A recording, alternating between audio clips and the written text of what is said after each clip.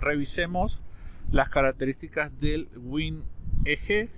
Vamos a darle Enter. Voy a fijar la estación para poderlo ver con mayor facilidad. Puedo colocar el nombre de un proyecto, le voy a colocar sencillamente 1 para trabajar, y podemos ver que tenemos un ambiente gráfico, un ambiente para colocar el nombre del punto, la altura del prisma, si nosotros queremos medir distancia o ángulos, para mantener el ángulo horizontal o para setear precisamente cuál sería el ángulo horizontal a trabajar. En la parte inferior nos dice cuál es el ángulo horizontal que tiene la estación actualmente, el ángulo vertical, opciones o herramientas de visualización y los distintos menús, que sería, por ejemplo, el menú File, en donde puedo abrir un nuevo trabajo, crear un nuevo trabajo, abrir uno, salvarlo, importar coordenadas, ¿sí? Coordenadas, exportar también información e ir a un archivo reciente. En el menú de medición podemos calcular lo que es la ocupación, que sería la estación, y el backside, que es la orientación.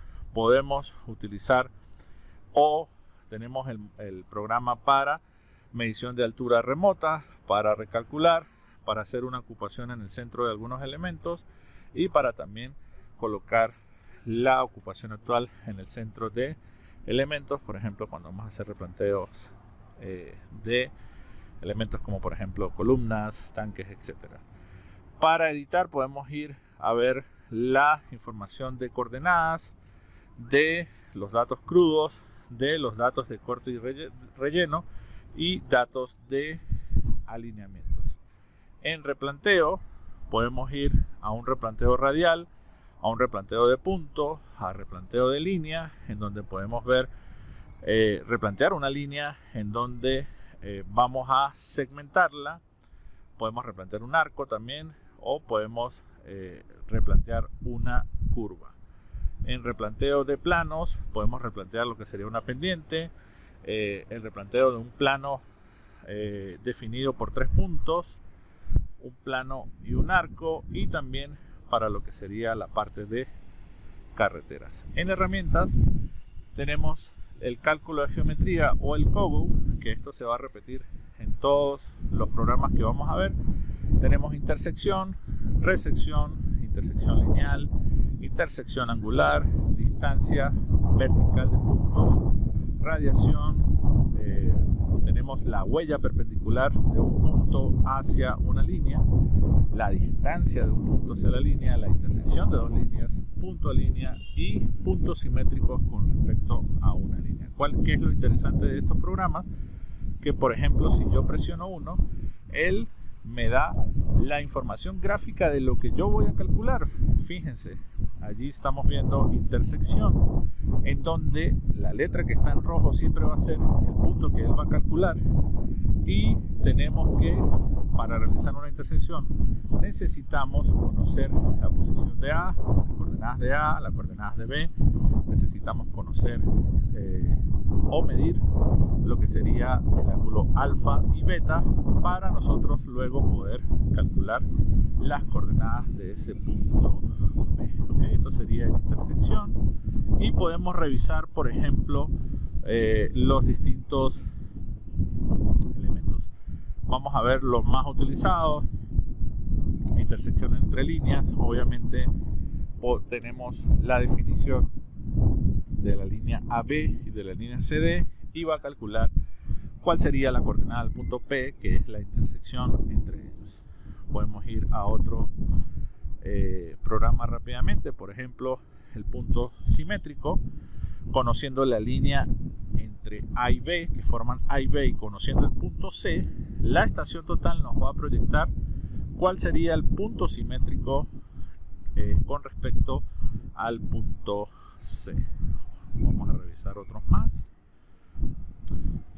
Por ejemplo, la distancia de un punto a una línea definida, obviamente perpendicular, de manera perpendicular.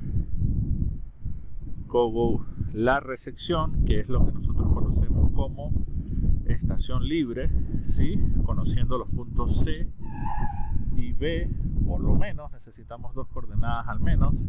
Lo ideal es que tengamos más coordenadas, pero recuerden que el resultado de la resección depende directamente de la calidad de las coordenadas de los puntos que estamos utilizando.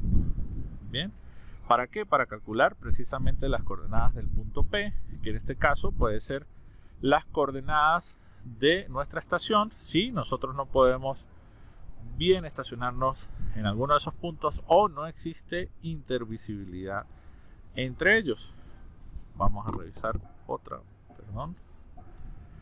Voy a Cogo y, por ejemplo, el punto A línea, donde yo puedo definir sobre una línea, obviamente tomando lo que es la definición de A y B, donde voy a replantear el punto tomando en cuenta esa dirección.